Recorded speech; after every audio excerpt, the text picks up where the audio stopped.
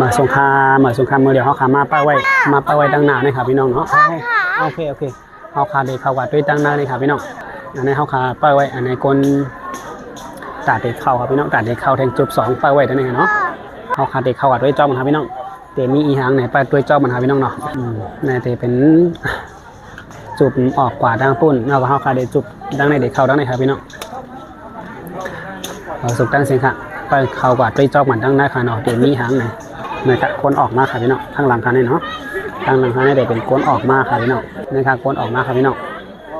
คำเฮาคาตีเข่าห้ำก้นตีเข่าห้ำเปิ้ลไว้ตั้งในคันเนี่ยเฮาคาตีเข่าด้วยตั้งหน้าค่ะพี่น้องขามือเดียวเขามาหอดมีไว้ตั้งได้ค่ะพี่น้องมามีไว้ตั้งได้ค่ะก้นก็ปั่นกันเข้ามาหนำนะครับไปตัวจอมก่อนค่ะพี่น้องเขาเกซับแรงนี่ร้องอย่างเดียวมาก่อนเนาะ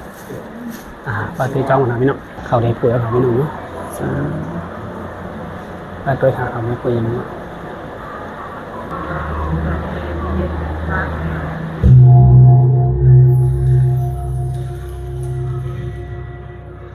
เมื่อราว 1,500 ปีที่แล้ว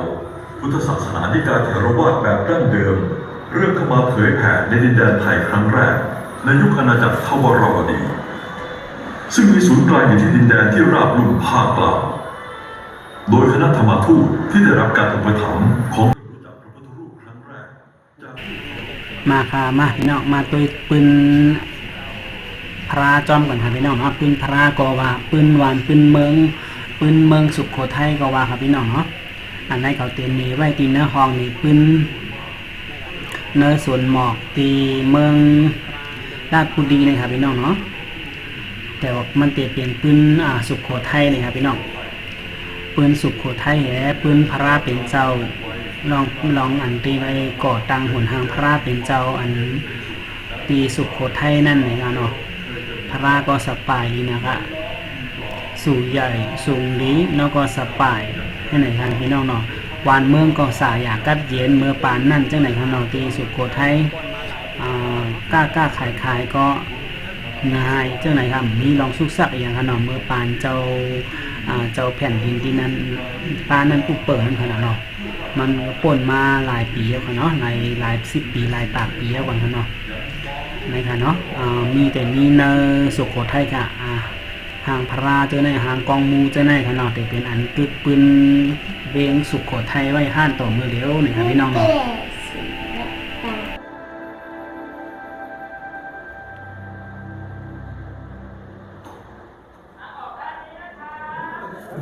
เยี่ยวครับพี่น้องมาดีออกกันครับเนาะนี่ครับพี่น้องก้นหินกันออกก้นนำนะครับก้นเกินนะครับพี่น้อง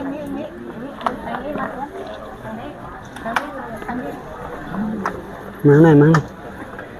เอากระโดดม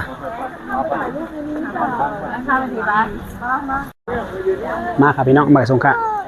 เมื่อเร็วมาถึงไว้แทงตีอ่อนพี่น้องค่ะเขากาเลยด้วยตั้งนักเลยครับพี่น้องเนาะมันทางดีมันหื้อในตีอ่อนพี่น้องค่ะเขากัดด้วยตั้งนักเลยครับพี่น้องมาเข้าไปเลยด้วย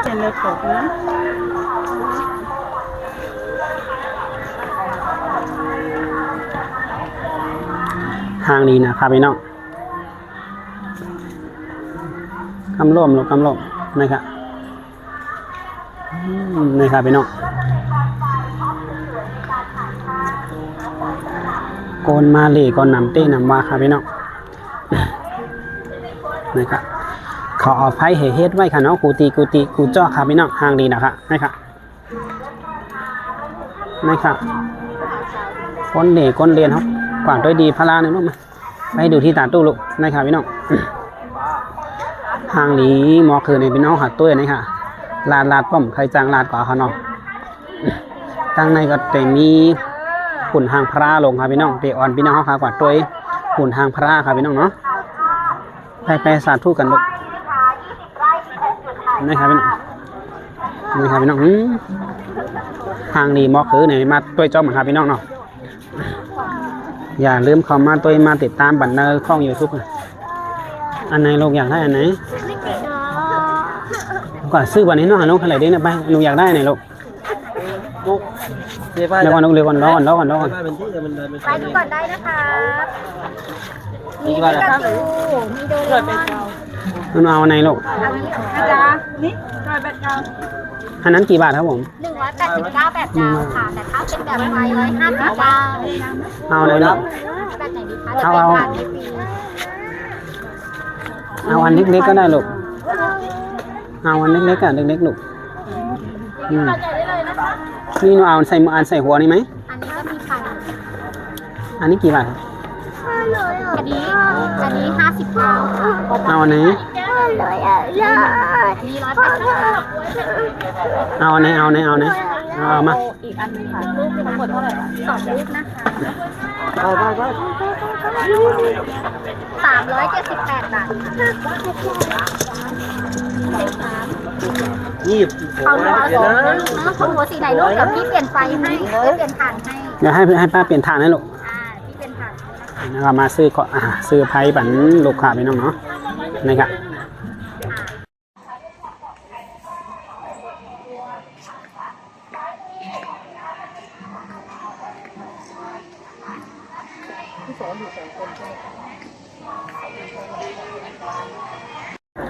บ่อยสงครามบ่อยสงตั้งเซนขะนะครับ เขาได้คนเดียวเหลือ ทางหลังนายโกนมาเหรียญนำนะครับพี่น้องเนาะ เขาได้คนเดียว มาเหรียญจ้องกันนะพี่น้อง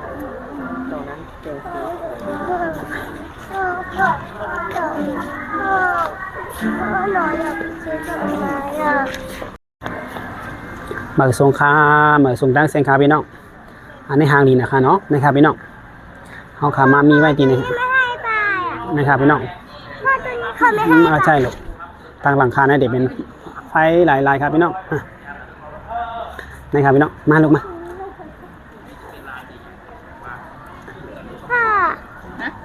มาลูกมา จะตีกับพ่อยังไงอ่ะ โอ้นะครับพี่น้องทางหลังนี่ก็เดี๋ยวความดุ จะตีกับพ่อยังไงอ่ะ เดี๋ยวกลับขี่รถไปแหละลูกนะครับพี่น้องทางดีนะครับเขาเฮ็ดไว้ทางดีนะครับพี่น้องเนาะนะครับไผ่ของไผ่แรงไผ่เขียวเฮาคาเทออนพี่น้องค่ะกวาลีด้วยครับพี่น้องเนาะมากวาลีด้วยจ้อมันครับ บ้านอ่ะ ครับ หนูอยากเอากลับไว้ เหมือนสงครามเหมือนสงกรานต์เซนค่ะ